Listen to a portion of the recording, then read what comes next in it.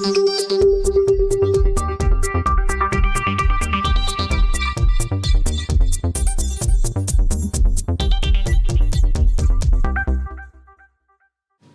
të flasësh për profesor Josif Minga natyrisht që kërkon një minutazh të zgjeruar, kërkojnë kohë dhe orë të tëra.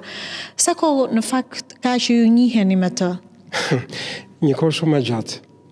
Mund të përmend vitin 1967, që kem qenë shumë të vegjël, në fëmirinë e ershme, që atëherë e njoh Josifin, dhe e kam njohur si fizharmonicist, i binte fizharmonikës.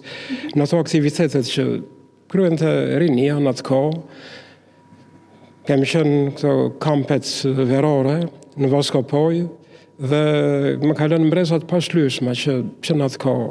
Josifi me talentin e tij dhe me atë sharmin e tij shumë të spikatur si artist. Josifi vërtet është si një muzikant elitar, një profesionist, personalitet i fuqishëm i muzikës, kuptohet korçare, por dhe shqiptare, ka kontribut jashtëzakonshëm.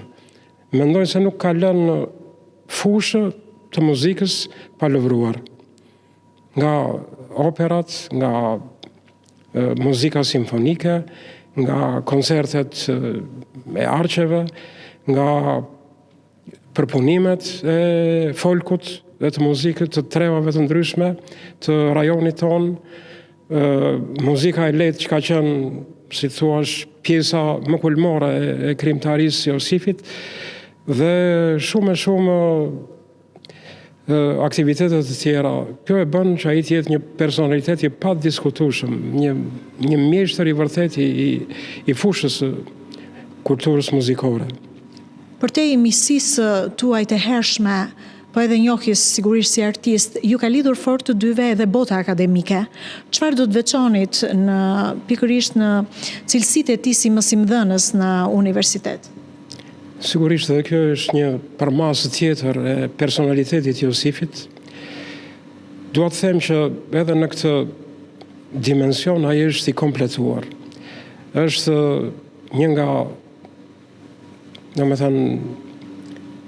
personalitetet e stafit akademik më elitar, më të spikatur, më të shquar të universitetit tonë.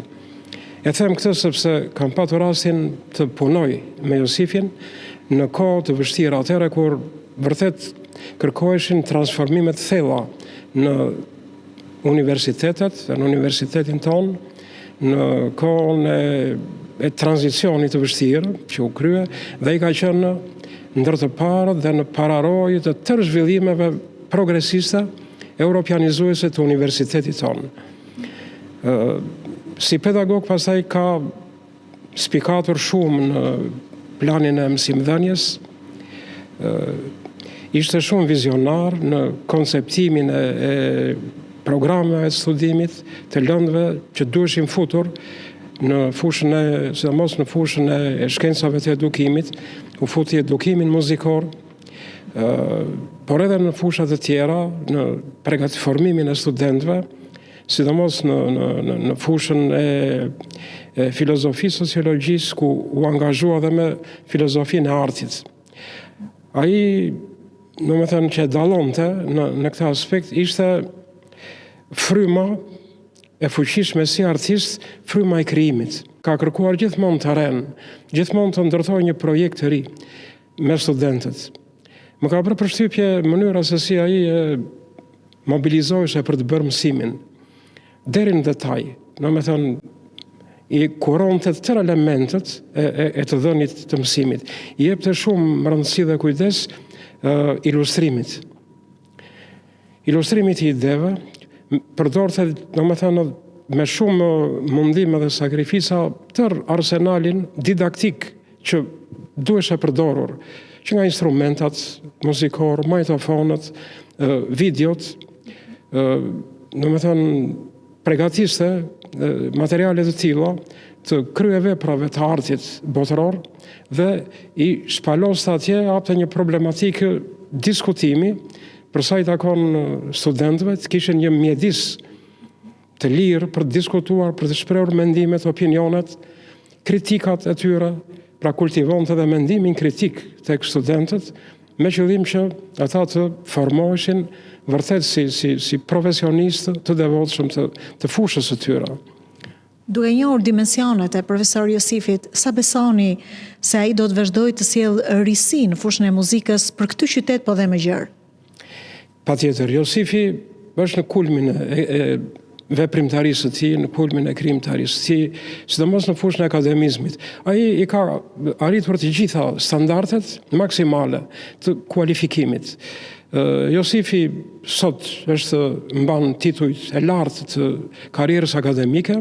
Unë mendoj që ai ka akoma për të thënë, sepse gjithmonë jeton me shpirtin e projektit, me shpirtin e krijimit. Dhe kjo e bën që ai të jetë gjithmonë në lëvizje, në zhvillim dhe sidomos një inovator i paepur në këtë drejtim. Nga sa jam në dieni, ai përsëri po punon shumë edhe me ansamblin Skënderbeu, ku ka performuar dhe ka bërë shumë aktivitete dinjitoze të çmuara për qytetin. Me universitetin po ka punuar me studenti, ka përzgjedhur, i ka spikatur talentet dhe ka krijuar një atmosferë shumë të këndshme për aktivitetet artistike kulturore në universitet. Kështu që është një aset i çmuar i qytetit tonë dhe i gjithë Shqipërisë. Interesant. Si një njohur me profesor Josifin? Kemi qenë atëherë kur bëshin aksionet e rinisë në Lukov, kemi qenë me Josip Mingën me shkollën e mesme, më duket Raqi Qirinçi. Unë kam qenë në shkollën e mesme 2 huaja.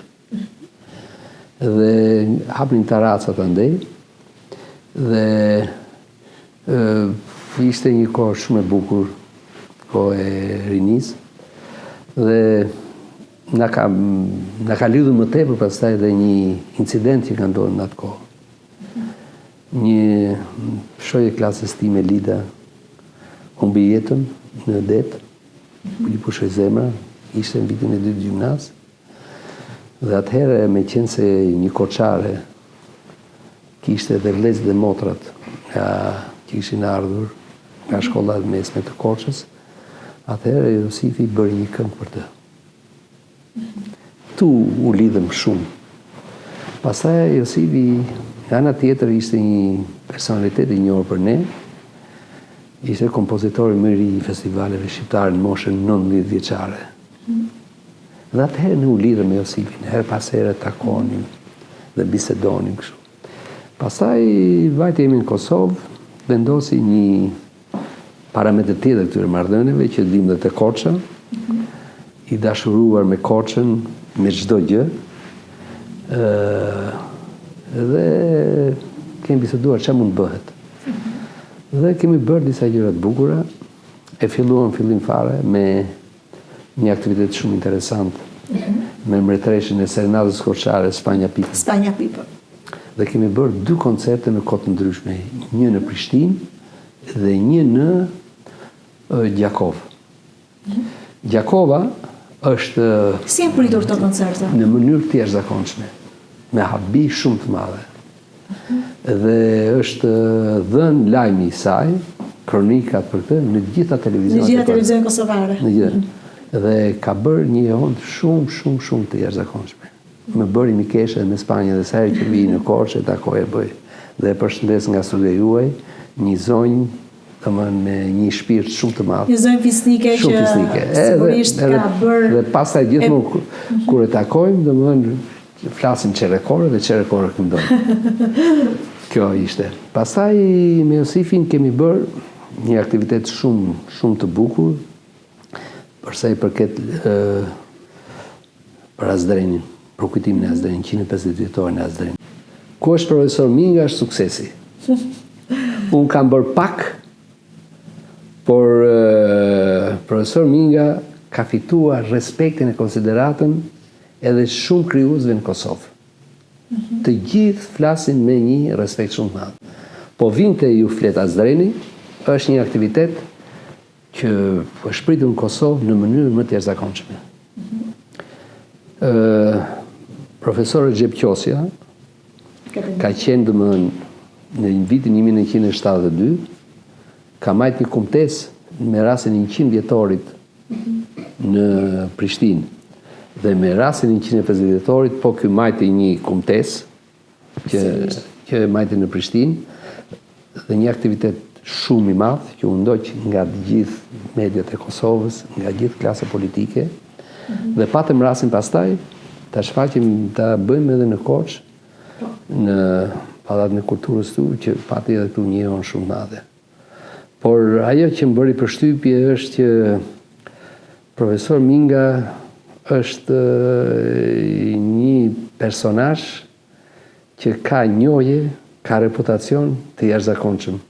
Dhe kjo të bën që bashkëpunimi të jetë shumë i lehtë. Nuk ka nevojë ta prezantosh kush është ky tek është ky. Veprat e tij flasin. Dhe kjo është, unë mendoj që është një aset shumë i madh për Korçën. Ai ka pas shumë raste për të ardhur në Tiranë, se kemi pas shumë si. Nuk e ka tratuar asnjëherë Korçën. Edhe problemi është që ai për Korçën bën gjithçka. Dhe me Korçën nuk ndron me asgjë. Mikaela, çdo të thotë për ju të jeni vajza e një artisti të jashtëzakonshëm, të një kompozitorit njohur shqiptar, të një artisti shumë dimensional si profesor Josif Minga? Sigurisht është një privilegj, sepse padyshim qysh në fëmijëri e kam ndier pranin e tij edhe mënyrën se si përgjithsisht ai afrohej edhe qëndronte qoftë në raport me mua kur më afronte me gjatë provave të ndryshme. Jam rritur me gjatë provave të ansamblit Skënderbeu dhe kam parë atë lidhjen e tij të fortë me muzikën apo proceset e kompozimit. Fëmijë nuk është se isha shumë e ndërgjegjshme për një gjë të tillë, por prej momentit kur fillova vetë studioj piano e kuptova që duhet isha një pianiste e mirë, por edhe pjesa e timetit duhet kishte rëndësinë e vet. Pastaj me kalimin e kohës jam përpjekur që krahas mbi emrit si thua të punoj edhe për emrin, por duke pasur gjithmonë po themi figurën e tij, pikë referimi.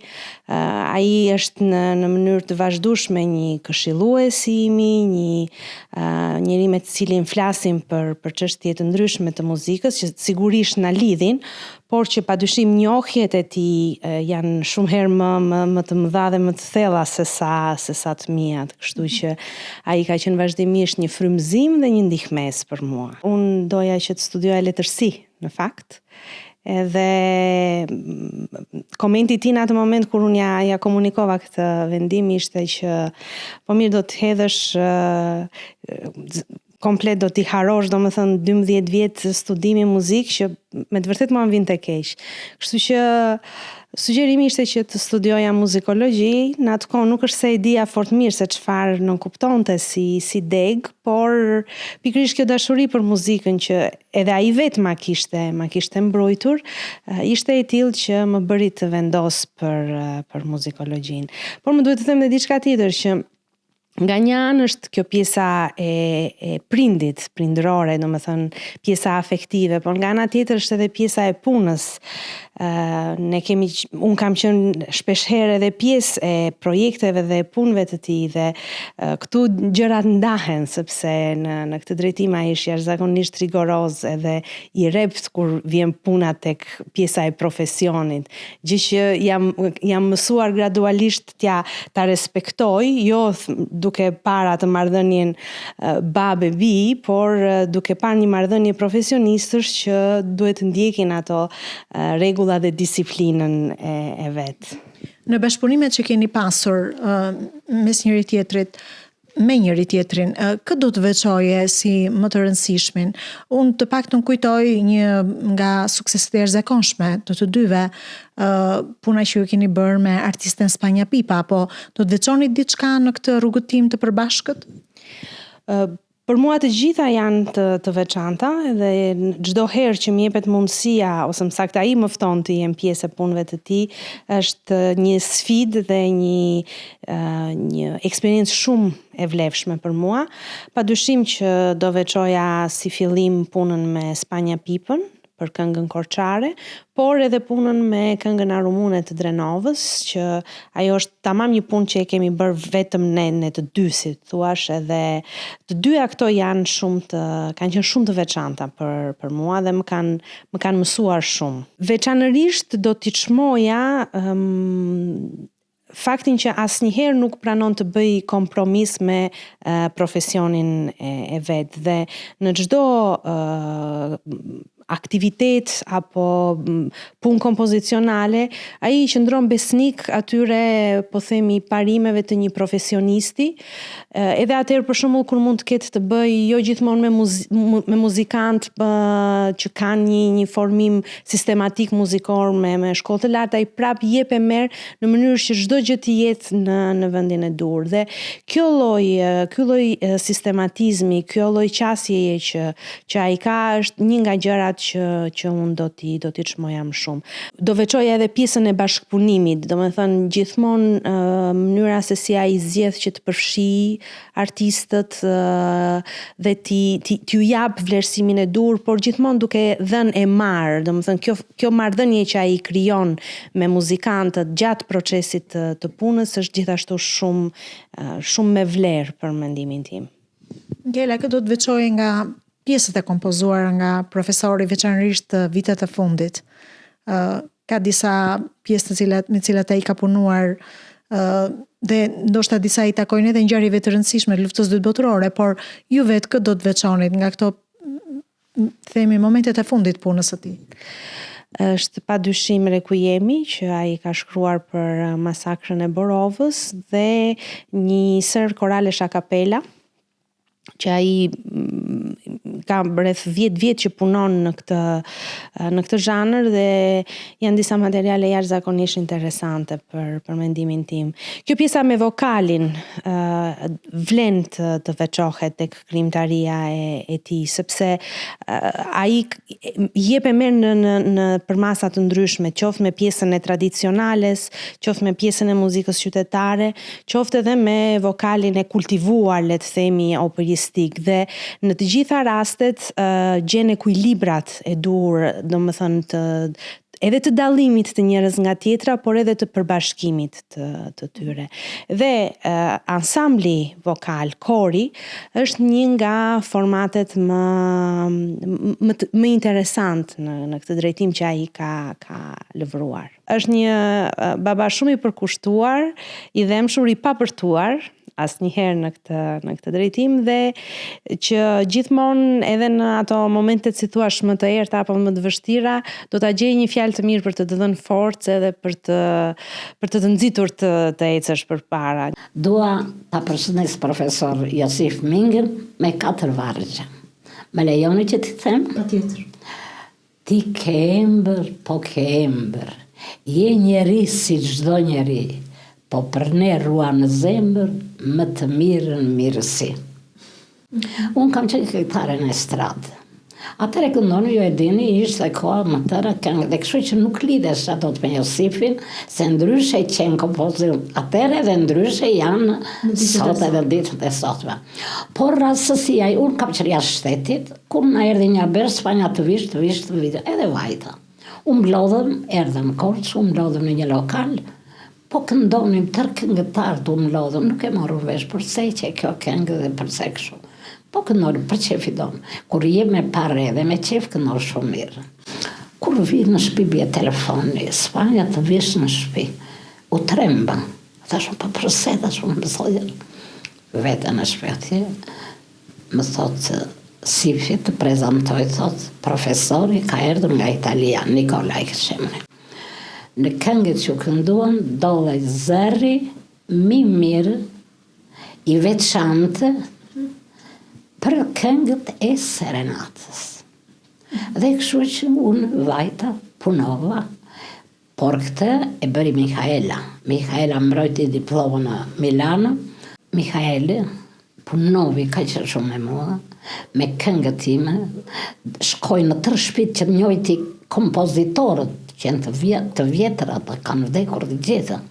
Deri sa në këto. Tash do të thuash ti si e ndjeve veten e ndjeva shumë mirë. Shumë mirë. Se ndryshe ishte kur këndonim në estradë dhe ndryshe ishte me këngët e serenatës. Unë me Josefin kam punuar, të them të drejtën. Kur erdhi Mikaela, atëre filluam të punonim me Josefin. Një pedagog shumë i mirë, me një respekt të madh. Dhe kështu që filluam edhe bëm atë me Mikaelën. Që unë i falenderoj, thash, se unë ndjeva si Spanja pipa vërtet. Jo se këndojnë në estradë, po nuk njeshe, ky brez të kësha një fare, brezit tonë. Si vazhdoj më pas ky bashkëpunim? Filloj me Mikaelën, si vazhdoj? Pastaj filluam bënim prova, derisa mbaruam të gjitha me prova, me kompozitorët me të tërë, dhamë si premierë, e dhamë në universitet këtu, më vonë pastaj, naftuan në Prishtinë, shkuam në Prishtinë, që na pritën me nuk di si ta them, dhe ne dhamë një kënaqësi të jashtëzakonshme, kënuam në mënyrë nuk di si të them.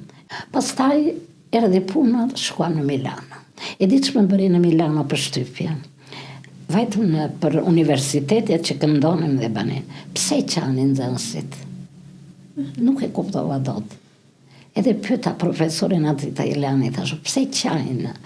E ndjejnë, tha. Ti ke dhënë zemër këngës, tha. Nuk është puna të ta dëgjosh e të rritin kështu, tha. Po ti dhe atë zemrën, tha, të këngës të që ato zinin qanin. Dhe kështu që ne u kënaqem shumë. Ç'do të thotë të punosh me njerëz profesionist? Okej, kënga dhe zëri yt është i lindur. Duke sikur jeni bashkë një binom i pandashëm, po të punosh me profesionistët e vërtet që zbulojnë pikërisht këto zëra që kthehen objekte studimi. Po, e vështirë është. Të them që e vështirë pse. Kënga dhe zëri është talent. Të lind vetë zëri. Të kesh i pedagog që të mësoj si duhet këndosh. Dhe këngëtari duhet të dhe patjetër këngën që i shkon në zëri të saj. Miqësia vazhdon. Do me thënë kështu.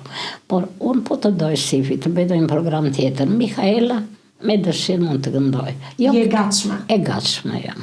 Me gjithë se jam në këtë moshë, po e gatshme jam që mund të këndoj. Këngët e serenatës. Gjithmonë serenatës? Serenata, aty është mbretëruar kam zemra. Kur e keni njohur për herë të parë profesor Josifin në aspektin e një bashkëpunimi, se ndoshta si artist, si kompozitor e njihni më herët? Në fakt ne tani bëjmë shumë vite që jemi njohur dhe unë nuk di të them një aktivitet të caktuar, sepse kemi punuar shumë gjatë këtyre viteve të fundit. Por me sa mbaj mend, në vitin 2018 duhej një grup nga Korça i muzikës live të përfaqësonte qytetin në festivali tipologjik folklorik në Mosgaboj Elbasanit.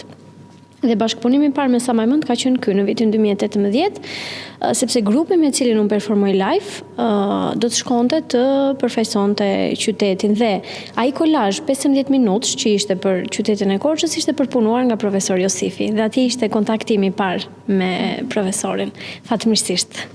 Gjithmonë kur më pyesi një nga emrat kryesor, të them që unë përmend, është emri i profesor Josif Mingës.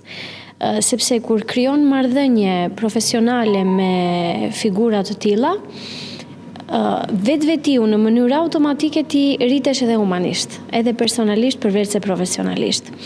Këshillat e shumta, puna e shumtë që kemi bërë me të, profesionalizmi i tij me mënyrën e të drejtuarit dhe të mësuarit për zhanre të ndryshme muzikore, jo vetëm në një sferë të caktuar, dhe në fusha të ndryshme, sepse unë kam patur fatin që ta kem dhe pedagog në universitet, përveç se në pjesën e drejtimit të tij artistik, ka qenë shumë i rëndësishëm në formimin tim. Ka ndikuar në mënyrën e të jetuarit dhe të shijuarit të muzikës, në mënyrën e ta kuptuarit më thellë, jo vetëm si disa nota, po edhe në mënyrë filozofike se çfarë ato nota duan të shprehin, se për çfarë flasin. Pra është një botë e tërë, si të thuash, të cilën ai e ka drejtuar mbas edhe pa vetë dije, por që në dëgjuesi ose në ne që kemi marrëdhënie dhe bashkëpunojmë, te e njohim në sfera të ndryshme, të cilat ai mbase nuk i ka menduar asnjëherë. Ju përmendët vitin 2018 një aktivitet, po natyrisht që gjithë këtyre viteve janë zhvilluar aktivitete pafund në qytetin tonë, po edhe jashtë qytetit. Cilat do përmendni si ato që i konsideroni ju vërtet të suksesshme, që kanë kërkuar vërtet kohë, punë edhe provat me orë të tëra, po që vërtet themi ja kanë vlejtur? Po. Me shumë kënaqësi unë përmend të parin festivalin e Gjirokastrës, sepse është ai lloj festivali i cili për vite me radhë ka nxjerr breza të tërë artistësh dhe ne kemi patur pikërisht me profesor Josifin mundësinë dhe fatin që ta shkelim atë skenë.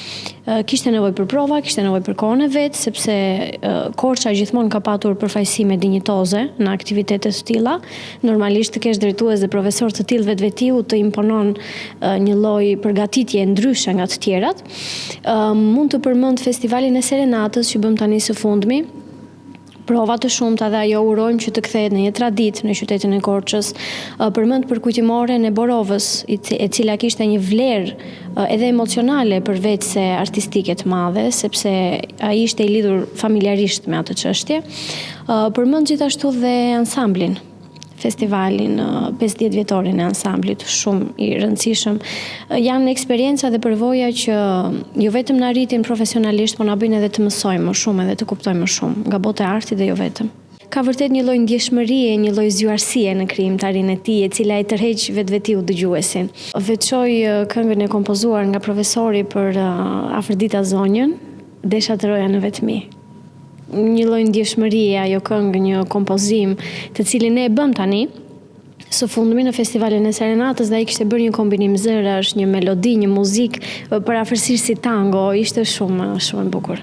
Shpresojmë që të kemi një vit të mbushur me plot aktivitete, me plot risi, si në anën e aktiviteteve që duhet të kthehen traditë, si dhe në anën e aktiviteteve të reja që duhet të bëhen për zhvillimin e qytetit. Shpresojmë të kemi plot. Tani dhe një pyetje të fundit, meqense më përmendë që ke qenë edhe studentja e profesorit. Ndryshe nga një drejtues, kompozitor, dirigjent, si është të jesh studente e një mësimdhënësi si profesor Josifi? Përsëri, një nga emrat në formimin tim akademik dhe shkencor shumë të rëndësishëm ishte ai profesor Josifit. Mbase sepse ne na afron me njëri tjetrin edhe dega, filozofia arti më jepte ai dhe ishte një lloj pedagogu që ta bënte lëndën jo vetëm shumë të thjeshtë që ti ta kuptoje shumë qartë, po ta bënte ta doje atë që ai shpjegonte, sepse arti vetvetiu është i pëlqyeshëm për veshjen e njeriu dhe po dhe një pedagog si ai ta bënte shumë të dashur, shumë të afërt, shumë të thjeshtë veprën, ta kuptoje lëndën, ta kuptoje më mirë, me shumë dashuri dhe me shumë mirënjohje, me shumë për ulësi. Unë i them profesorit faleminderit për të gjithë plejadën e artistëve që kanë nxjerrë që në fillimet e tij deri më tani, duke i uruar shëndet, duke i uruar jetë gjatë dhe duke i uruar krijimtari të vazhdueshme. Uroj që ai të vazhdojë të nxjerrë breza të suksesshëm, emrat e cilëve unë uroj të bashkëpunojnë me ne, me qytetin e Korçës.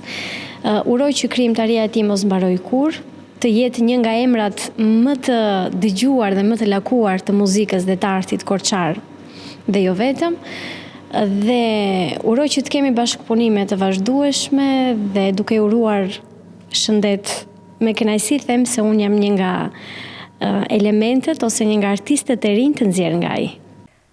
Qyteti i Korçës vazhdon të jetë një nga qytetet më fatlume të Shqipërisë që ka në gjirin e vet mishtra të mëdhenj që vazhdojnë të japin kontribute të jashtëzakonshme në jetën kulturore dhe artistike të qytetit të tyre. Ekskluzivisht për ekranin e Radio Televizionit Publik Shqiptar në një intervistë me mishtrin e madh, profesor doktor Josif Mingën. Profesor, mirë se të gjetëm në shtëpizën tënde, në këtë strehëzën ku besoj kanë lindur shumë dashuri, shumë vepra që ti ke kompozuar. Mirë se të gjetëm. Ju uroj mirëseardhje. Besoj që si thua, të shpalosemi ato që mundemi, sepse sigurisht që ne jemi të ngarkuar në përgjithësi emocionalisht që nga momentet që i kemi hyrë pikërisht këtij profesioni. Profesor, qysh në ditët e para të këtij viti i ke dhuruar qytetit të Korçës, por jo vetëm qytetarëve të Korçës, por edhe turistëve të cilët mbushën qytetin në ditët e para dhe vendosën të kalonin ditë e para të këtij viti në qytetin e Korçës, një kënaqësi të jashtëzakonshme me një koncert i cili kishte dhe titullin shumë të veçantë. Këngët në qiellin e lirisë dhe të dashurisë. Pse kjo zgjedhje dhe pse pikërisht në ditët e para të këtij viti? Sepse gjithnjë e kthyera kokën prapa, të mbush me një frymëzim që i detyrohesh gjithnjë për ato të cilat kanë bërë vend dhe në të njëjtën kohë kur shumë elemente të asaj kohe kanë nevojë të përmirësohen dhe të vinë në kohë. E kam pasur një projekt bashkë me korin e Prishtinës, Dardanika, kështu që e realizuam përgjysmë dhe vazhdojmë ta realizojmë, sepse Korça, siç mund ta dini, dha një kontribut të veçantë muzikalisht, që nga himni kombëtar edhe në të gjitha aspektet e tjera që solli një ndërgjegjësim jashtëzakonisht të spikatur në lidhje me vetësimin e Shqipërisë. Dhe më kanë mbetur në mendje të gjitha, për shembull, ne e nisëm me himnin e bandës të lirisë, me disa korale a kapela të cilave, si thuaç, më detyruan që të sinja një formacion të ri, siç ishte kori a kapela e quajta për nder të Gaço Avrazit, artistit të madh korçar që domethënë ka themeluar ansamblin e ushtrisë, me atë lloj detyrimi që më kishin munguar dhe edhe vetë publikut i kanë munguar, megjithëse gjithnjë në kohë festash 28 nëntori veçanërisht i këndojnë kori karakteristik, por më duheshe që ta sillja në një formë tjetër më demokratike, më direkte, kështu që u përpoqja që duke zgjedhur 5 nga prej tyre që janë vërtet të spikatura, Banda e Lirisë, Nën Skënderben, për më mëdhen dhe Dëshmorët e Pojskës, veçanërisht Dëshmorët e Pojskës është një këngë partizane shumë e ndjerë, e Sofokli Paparistos, dhe së fundi Alfabeti Shqip. Domethënë një peshe e cila, si thuaç, kompensonte edhe të gjithë periudhën deri në luftën e dytë botërore. Kështu që vetë këtë mision i kisha vënë vetes që t'i sillnja të promovuara, të çplorosura me një dinjitet artistik ashtu siç e kanë jetuar momentin e parë. Profesor, po, ju bëni dhe një zgjedhje të mençur se jo vetëm promovimin e këtyre vlerave, po dhe promovimin e grupmoshave të ndryshme, e artistëve të rinj dhe të artistëve që tashmë janë të sprovuar në skenë. Po, kjo është e vërtetë, sepse vetëm efektiviteti i zellave mund ta realizoj këtë dëshirë që kisha, sepse unë u përpoqja të zgjidhja shumë nxënës që i kam pasur në shkollë të muzikës, por edhe më të riun, atë Rej Bardollari, i cili ishte një zë shumë i spikatur edhe në këto takimet që janë bërë në përgjithësi, dhe ai u ngazëllye madje nga melodia shumë e bukur e këngës të Pojskës dhe, si të them, e përjetoi atë si një eksperiencë jashtëzakonisht të re edhe fatlume për të. Ndërkohë që kemi natyrisht edhe artistë të cilët janë formuar në shkollën e mesme artistike që është fat për qytetin e Korçës që e kemi, e cila tashmë kanë nxjerrë nga gjiri i saj jo vetëm instrumentist, po edhe këngëtar. Unë do të përmend për shembull disa këngë të interpretuara nga Bledi Polena, që është jo vetëm një instrumentist, po dhe një zë i mrekullueshëm, të cilit ju i kishit besuar disa këngë. Po. Kjo është në pjesën e dytë, në këngët e dashurisë, sepse për një moment shpesh tash Korça po merr një etiketë tjetër, atë etiketën e serenatës, që për mua është pak më kufizuar se sa vetë kënga lirike karakteristike qytetare korçare. Ajo është një pjesë e këtij opusi, po si veçanërisht kohët e fundit i është mshuar pak më shumë, sepse ka shumë të materiale karakteristike që janë tipike të Korçës, që janë kënduar nga kori karakteristik, nga këngëtarë të shquar si Tefta Tash, Komjal Ciko, Krisjaq Antoniu, e shumë të tjerë dhe si thuash vinë dhe na trokasin pikërisht edhe me zërat e rinj siç janë Bledi, edhe disa këngëtarë dhe Erika, të tre vajzat janë shumë të talentuara, dhe Esti dhe Erika dhe edhe Gloria, dhe për më tepër ato si thuash duket që e kanë dëshirë që të përfaqësohen nëpërmjet tyre.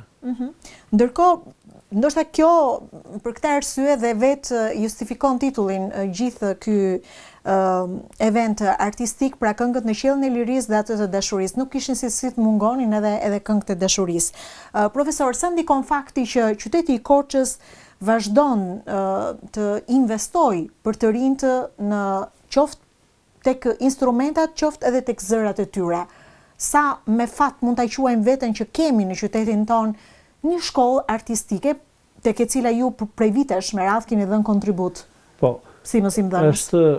Është e vërtetë, sepse pa patur një kualifikim të caktuar, sado zëra të kesh, sado talente të kesh për instrumenta, shkolla është shkollë dhe vetvetiu të pajis me një kulturë të domosdoshme që të arish, domethënë, synime edhe më cilësore. Kështu që vërtet ne kemi fat që kemi këtë shkollë, por mbi të gjitha unë përmend gjithë një traditën, sepse ajo nuk mund të thuash që duhet një shkollë muzike në një qytet tjetër, nuk dua që ta banalizoj, por këtu ishte një nga elementet që Shkolla e muzikës ka qenë gati e dyta mbas liceut artistik që në vitin 1958 dhe kanë nxjerrë, do thosha, personalitete që njihen sot edhe në të gjithë botën për aftësitë e tyre. Shumë instrumentistë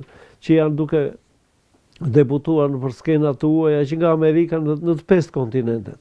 Pra, është një lloj edukimi i domosdoshëm. Ka një shtrat kulturor. Po, është e pamundur që domethënë të kërkosh si thuash një terren artistik, një terren muzikor pa elementet bazike siç është shkolla.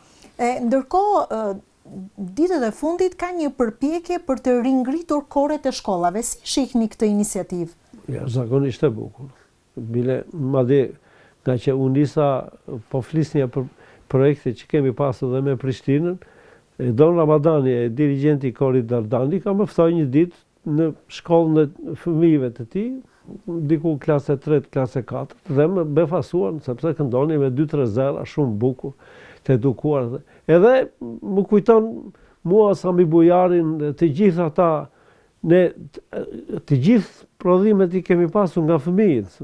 Ato festivalet e fëmijëve kanë qenë vërtet shumë efektive për atë kohë. Domethënë unë kujtoj shumica e këngëtarëve që na dolën, qoftë Afrodita, qoftë shumë prej tyre, domethënë, janë produkt i përvojës si fëmijë, si pionerë në përgjithësi. Kështu që në këtë pikë ende duhet një këmbgulje më e madhe. Profesor, kthehemi pas në vite në 2 operetat të cilat kanë lënë gjurmë edhe që e dallojnë, të themi, skenën artistike korçare. A mund të rikthehen në skenën tonë sërish operetat të asaj natyre? Unë kam pasur një operet, Ditë gëzimi, në 79 dhe një opera, Liceistët, në 1986. Ato kanë qenë evente shumë pikante. Jo vetëm që më dalluan mua si krijues, po në të njëjtën kohë i dhanë një autoritet dhe personalitet të gjithë qytetit. Po është fjala sepse nga ndonjëherë politika është e pavëmendshme ndaj tyre. Më vjen keq që e them këtë gjë, sepse po të jetë e vëmendshme, për shembull, ne kishim gati 100 vjetorin e liceut francez. U bë një aktivitet gati formal, ku, domethënë, aty janë shkruar personalitete, shkrimtar, akademik, profesor, njerëz të nderuar që ka nxjerr ajo shkollë. Domethënë ishte një gjallësi fare elementare në raport me produktet e asaj kulture dhe asaj shkolle. Kështu që për këtë jam mëse i bindur, them që duhet që ta kthej pak më shumë politika vëmendjen, sepse është një thënie, çdo hap drejt kulturës është një hap drejt lirisë në kuptimin e mirë të fjalës dhe do ta dëshironja shumë. Megjithatë, mbase koha lëviz në këtë drejtim. Megjithatë, nuk kemi qenë të pavëmendshëm ndaj rikthimit të një orkestre simfonike që ka pasur qyteti i Korçës. Një event shumë i rëndësishëm ka qenë 100 vjet orkestër. Si e vlerësoni ju rikthimin e kësaj orkestre pas një shkëputje relativisht të gjatë? Janë disa problematika që lindin në midis dy ndarjeve të periudhës së parë të komunizmit dhe periudhës tjetër. Sepse në fillim u aludua që si çdo gjë që do vi shumë lehtë, do kështu, domethënë do ketë evente të ndryshme, madje pati dhe gabime në kuptimin e ashtu keq kuptime më shumë, sepse tashi kur ato ishin formuar, nuk ishin formuar pa dinjitet. Sot në tërë botën dy elemente i dallonin qytet, sportin dhe artin. Po të ketë sport, vetvediu, po të ketë art, të ketë art, të ketë muzikë, ka vërtet peshë qyteti. Kur si ka këto, dhe u lanë e eshtje, dhe pasaj elementet e tjerë që migrimi filloi, si të thuash, e greu pak të gjitha të natyrën e organizimit. Dhe ne prej kohësh e kishim menduar këtë gjë, sepse jo të gjitha gjërat mund t'i plotësosh tash. Ne edhe në skuadrën e futbollit kemi dhe element tuaj, sepse e kërkon situata, cilësia e tjera. Kështu që me shumë fanatizëm për ta arritur këtë gjë, u përpoqëm dhe e regjistrojmë, por duke vënë në epicentër një element që ju e thatë në fillim, pikërisht formacionin e parë në 24-ën të Thomanasit që ardhi nga Amerika, pikërisht me informacion gati simfonik, sepse edhe atëherë ishte i kufizuar, se ata emigranti ishin veç bandës Vatra të tyre që la një ndikim shumë të madh, ishte edhe orkestra simfonike. Kështu që duke e pasur këtë, si thuash, datë që na shtynte, u përpoqim që ta realizojmë pikërisht edhe ne këtë mbas 100 vjetë. Madje edhe formacioni i arqeve që sjell mjeshtri Eno Korço çdo vit, me këtë synim, domethënë 100 vjet muzikë, vetëm për të sjell kontributet e kompozitorëve në përgjithësi korçar, po dhe edhe të huaj. Edhe të huaj, po dhe shqiptar, besoj. Të Fjeturit Martir pati një pjesë e kompozuar për jush që ka në qendër tragjedinë e Borovës, ku natyrisht këtu kemi edhe përfshirjen familjare për shkak të humbjes së një pjese të pjesëtarëve të familjes Minga në masakrën e Borovës. Pati një impakt të madh tek publiku atë natë.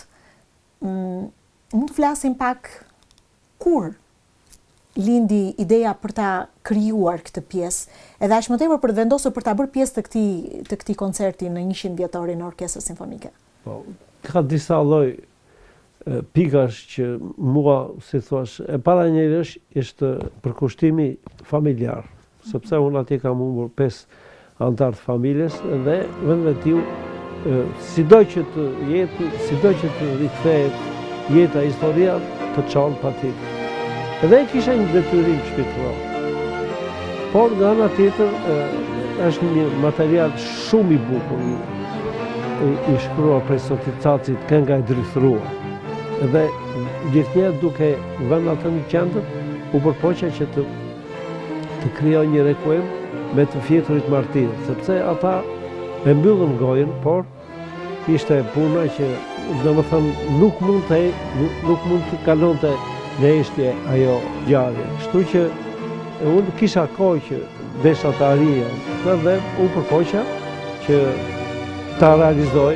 Madje ka qenë ambasadori gjerman për një përvjetor që aty, edhe siç u prezantuam në memoriali aty, pa emrin e gjyshit Jasif Minga, edhe komentuam bashkë çfarë ke shkruar, çfarë kështu, çfarë profesioni, dhe i thash jam duke shkruar kështu dhe kalojnë, domethënë me të vërtet në një pozicion edhe pak më detyrues në kuptimin e asaj, sepse ja dhash fjalën edhe u përpoqja që ta realizojnë. Dhe në fakt kjo vepër, profesori, e ka shtuar vlerën atyre pak veprave që janë shkruar për këtë tragjedi, por që më të vëmendshëm ndaj ngjarjeve të rëndësishme të luftës së dytë botërore, siç është ajo e Gjeshkorikut të vitit 1943. Madje unë më falësh se e kam synimin që ta bëj dokumentar dhe kemi folur dhe me kryetarin e bashkisë atje që ta bëjmë dokumentar së bashku me ta realizojmë me memorialin e kujtesës, ta rikthejmë dhe një ekspozitën atje, ta bëjmë një pikë me të vërtet dominante të rrugës nga Erseka në Leskovik, që domethënë ta marrë atë madhështinë e nevojshme, sepse ai është një memorial kujtese që domethënë na bën gjithnjë të jemi të ndjeshëm, siç po dëgjojmë dhe në kohët e sotme me tërë këto përplasje luftash ashtu, dhe do përpiqem që këtë vit që ta realizojmë. Dhe besoj nevojën e domosdoshme të rikthimit të muzeut në këtë fshat. Mirë, profesor, do kalojmë tani në një event tjetër shumë të rëndësishëm në qytetin e Korçës, që ka qenë pikërisht edicioni i parë i Festivalit Folklorik Autonom Fest i Qarkut të Korçës. Ka qenë një bashkëpunim mes institucioneve, i iniciuar nga Këshilli i Qarkut Korç, por natyrisht me angazhimin e Qendrës së Artit dhe Kulturës. Si e shihni këtë festival që bëri bashk 6 bashkit e Qarkut të Korçës? Ka qenë një mozaik ngjyrash, tingush, këngësh, vallesh. Po. Ishte një dëshirë e fjetur përsëri e imja, sepse në momentet që organizohet festivali Gjirokastës, ne kemi goxha prurje. Megjithëse tash ka rënë, por prap pak ka shumë elementi që na duhet që t'i nxjerrim. Po nga kufizimi i kohës, vetvetiu një program prej 30 minutash nuk mund ti shpalos të gjithë. Nuk mundet do t'i përfaqësoj të gjitha. Dhe u mirë kuptuam me Erion Nexhipin, kryetarin e Qarkut, me dëshirën, me të vërtet me dëshirën e spikatur të tij, në momentin që po e diskutonim, dhe tha që do ta bëjmë pikërisht për këtë datë shumë të rëndësishme, siç është Shpallja e Krajinës Autonome të Korçës. Krajinës Autonome, dhe ai quhet Autonom Fest. Dhe kjo do t'i jap edhe një impuls tjetër, atë e bëm pak shpejt, por këtë vit që vjen do ta bëjmë domethënë me një programim edhe më cilësor dhe më profesional. Me syrën e një profesionisti, çfarë i ndan dhe i bashkon grupet folklorike të 6 bashkive tona, qoftë nga ana instrumentale, këngëve, valleve, se të 6 kanë specifikat e tyre, edhe në veshjet e tyre? Gjithnjë takimet të kësaj natyre bën në tërë botën. Madje unë kam qenë në disa prej tyre, siç ka qenë në Zagreb dhe në Marigrad, atje në Maribor në Sloveni, edhe në Itali e tjera, dhe është një event që është shumë efikas. Tashti ne kemi tërë të trev kaq cilësore, kaq të pasur, dhe vetvetiu aty do gjesh elementi që i përfshin emocionalisht të gjitha gjërat. Përfshin edhe tragjiken, edhe komiken, edhe dramatiken, edhe liriken, edhe madje nëse ju kujtohet, për shembull në grupin e Pustecit e kemi një nga grupet që gjithnjë e preferojmë, jo thjesht për një lloj detyrimi që kemi ndaj minoritetit të tyre, se sa për efektivitetin për të sjellë si thua një përçfaqje krejt të veçantë. Dhe kështu që duke parë këtë lloj mozaiku, e gjithë struktura e këtij festivali sjell një atmosferë jashtëzakonisht komunikuese dhe jashtëzakonisht të dobishme për të gjitha moshat. Dhe ju dha mundësi të shpalosin talentet e tyre dhe të rinjve. Disa për tyre të përballen për herë të parë me publikun në atë skenë. Ishte një mundësi shumë e mirë. Kjo është dhe një nga synimet tona, që ta përcjellim patjetër tek brezat e ri, sepse është një lloj përvoje që nuk duhet ta anashkalohet. Profesor, ndalemi pak, meqense jemi duke folur këtu për folklorin ton, edhe tek ansambli Skënderbeu. si e shikni ju të ardhmen e ansamblit tonë? Ne si vjetë patëm 50 vjetorin ansamblit. Dhe nuk ishte rastësisht që organizuam një takim ku shumica e tyre që kanë qenë dhe shumica e deputuesve, madje edhe unë bashkë me kryetarin e Këshillit Qarkut Erionin, menduam që disa prej tyre t'ju japim një çmim, si thuash, një vlerësim, sepse kanë gati 40 vjet që kontribuojnë. Dhe ansambli ka bërë një javë jashtëzakonisht të madhe. Ka bërë një publicitet jo vetëm për Korçën, por në përgjithësi për Shqipërinë, sepse ka vendosur disa elementë shumë aktiv që kanë zënë vend. Për shembull, unë po them që, domethënë, prej vitit 79 ne kemi qenë të parët që kemi shkuar në Itali, në Albaresht të Italisë, dhe e kishim 14 ditë, bën 25 që të shkelim të gjitha trevat e Albareshtëve. Pastaj në Greqi e njëjta gjë, kemi krijuar familiaritet shumë të madh, sidomos në atë periudhë ku kishte shumë elemente të përbashkët. Mbaj mend kur kemi shkuar për të parë në Filat, edhe më duhet që ta them, domethënë, sepse s'duam që të mbeten pak anonime këto, momenti kur mbaroi shfaqja në një stadium në Filat që shkoni për të parë, dhe aty vetvetiu që ka pasur shumë shqiptar, çam e tjera, ardhi Papulja si ish deputeti dhe kur mbarovi koncertin në stadium, më thot mua, publiku duan që të luajnë të lozin valle. I thash, patjetër. Ai instrumentisti toni i shjuar Lulushit i thash tashi, bëj një pogon dhe filloi pogonin më 9:10 dhe mbarojmë 12:10. Sepse e gjitha ishte për të krijuar një atmosferë. Ne nuk vinim për të shfaqur aftësitë politike, kush është më i mirë, Karamalisi apo Enver Hoxha. Dhe arti bashkon të gjitha. Sepse në fundit, edhe domethënë familiaritet që kemi krijuar ne nuk e bën dot as politika, sepse e tillë ka qenë edhe në Turqi, edhe në vende të tjera, ku domethënë ka krijuar një familiaritet dhe një mundësi shumë të aftë të komunikimi.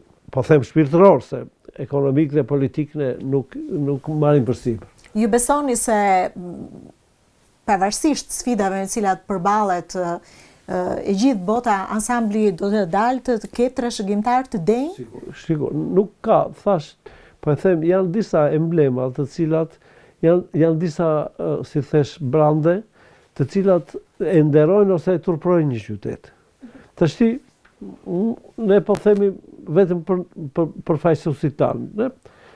Gjithë televizionet, për shembull, vitin që kaloi, u bën dy spektakle vetëm i pari me Sherif Merdani dhe i dyti me Eli Farën. I pari në televizion shqiptar, i dyti në Top Channel. Tashi ne i kemi faqësuesit kryesor, domethënë, dhe nuk mund t'i humbasim. Unë me rastin kur folet për Autonom Fest, unë kisha një material siç ishte i Themistokliut. Po. Domethënë një figure që emblematike me atë lloj poezie. Themistokliu që hapi pikërisht si pari në Autonom Fest. Sepse është një figurë. Është një figurë pa krahasueshme. Nëse kemi Nolin e madh, po është magjik plot në përgjithësi. Të kërkoj vëmendje dhe duhet të ketë më tepër vëmendje. Domethënë la një shenjë, një gur shumë të fuqishëm për Korçën. Dhe unë e kisha kapetan Themistokliun, e kam pasur gjithnjë dëshirë, domethënë, dhe ardhi e këndoi Artan Bakia i Gjakovës, shumë bukur, po me poezi shumë të bukur. Profesor, viti 2025 ju gjeti në qytetin e Korçës me eventin e parë artistik, por viti 2024 ju ka gjetur në Tiranë me një program shumë të veçantë, variacione për oboe dhe orkestër që ja keni dhuruar publikut në Tiranë. Po. Mund të flasim pak për këtë event shumë të veçantë?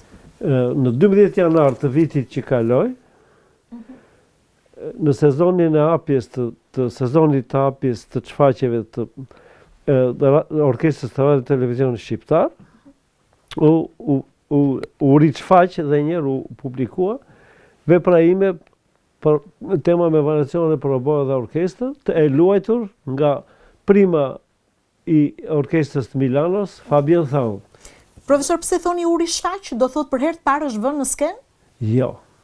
Kjo është një vepër që unë e kam kompozuar në vitin 1975 dhe ka shëtitur si rallë vepra të tjera prej viteve 79 në Prishtinë, në vitin 84 në Itali, në vitin 89 në Turqi, në vitin 93 në Greqi, më pas në Suedi, në Finland, nga shumë instrumentistë, dhe ky ishte një ndër ata i cili, sepse ato nuk bëhen as me miqësi, as me ajo është një mjeshtër i madh i oboes, dhe nuk mund ta zgjidhë se do më thënë desh muzikën shqiptare ose kishte afrimitet me mua. Po ajo e zgjodhi sepse kishte cilësi, kishte do më thënë sukses. Edhe e ka luajtur shumë bukur, madje ishin shumica atyre që kanë luajtur në Shqipëri, që nga Ilir Gjoka, një vajzë që s'poja kujtoj emrin, Gëzim Toska, disa, dhe të gjithë ndjem një kënaqësi të përbashkët, se nuk është vetëm ajo që, do të thënë, u tha që e ka bërë Josif Minga, po, do të thënë, nëpërmjet asaj bëjmë dhe ne një politikë të tillë që erës baras kemi një barasvlefshmëri edhe me të huajt. Mund të rikthehet sërish ky koncert? Është premiere e televizionit shqiptar, kështu që është në arkivin e Radio Televizionit shqiptar, ju mund ta gjeni, mund ta publikoni, është krejt e mundshme. Oboe është një instrument që në fakt për hir të vërtetës i mungon si instrument shkollës artistike, ashtu sikurse disa instrumenta që kërkohet me insistim edhe nga drejtuesi i kësaj shkolle për t'u rikthyer. Profesor, si mendon sa të rëndësishme janë kompletimi i një orkestre dhe natyrisht ja, këto janë ato për të cilat folëm pak më parë që domethënë u lan pak në aresë pikërisht sepse u dukshë më komode vetëm me instrumentat kryesor, piano, violin, violonçel ose kitarë ose klarineta, dhe këto që janë instrumenta një çik më pikante, më të ashtu, kaluan si thua në plan të dytë. Por kjo edhe ngushtësoi mundësinë për ta përshfaqur si instrument, po edhe nga ana tjetër la shumë mungesa. Edhe në përgjithësi edhe në Tiranë është e njëjta situatë, sepse pak instrumenta që kanë kapur ato të rikthehen. Është një domosdoshmëri për rikthimin e tyre.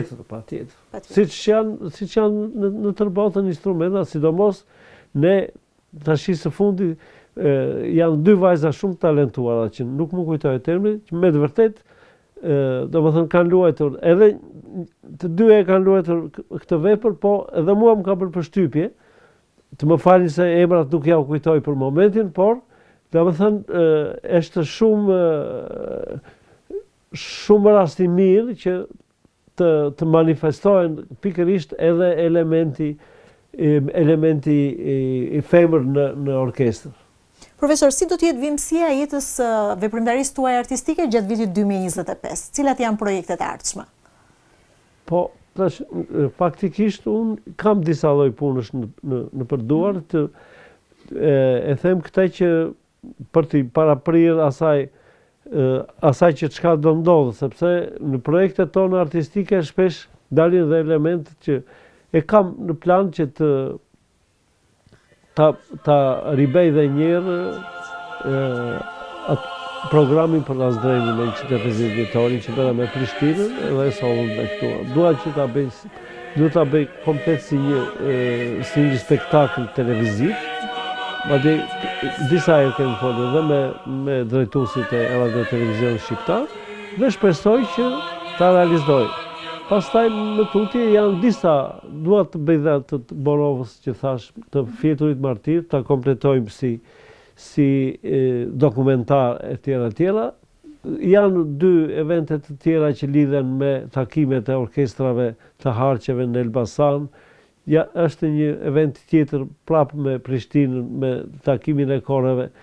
Këtë duhet ta bëj si cikël, këngët në qiellin e lirisë dhe të dashurisë, që të vazhdoj, sepse nuk mund t'i plotësosh vetëm me një puntat, po janë të gjithnjë të vazhdueshme dhe element të tjerë pastaj që dalin gjatë kohës, sepse edhe serenata që u organizuar nga Këshilli i Evropës në Korçë në vitin në shtator, unë kam pasur atë pjesën e profesionistëve.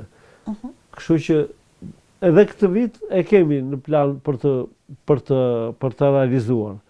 Unë kam ata këngëtarë që janë titullar, Bledin, mos gaboj kam disa vajza të reja që shpresoj që ta kurorëzojmë në shtator. Mirë, profesor, unë të falenderoj, duke që dhe viti 2025 do të jetë i mbushur me evente artistike që do të gjallërojnë sërish jetën artistike dhe kulturore të qytetit tonë. Ju urojmë shumë suksese në vimësi të gjitha projekteve dhe ju urojmë një vit të mbar për ju, krijimtarinë tuaj, po edhe për gjithë artistët që ju mbështesni në çdo kohë, në çdo moment. Faleminderit. Edhe ju uroj në të njëjtën ashtu si thua qëllim që të jemi së bashku gjithnjë, sa të mundemi të arrim që të evidentojmë, të kalojmë vështirësitë, të sjellim optimizëm, të ngjallim shpresën për çdo gjë, sepse era erës ka shumë element të cilët natyrshëm dalin në periudhën që jetojmë. Faleminderit. Ishim në një intervistë ekskluzive për ekranin e Radio Televizionit Publik Shqiptar me kompozitorin, mjeshtrin e madh, profesor doktor Josif Migër. Bashkë do të rishihemi në intervistat e tjera.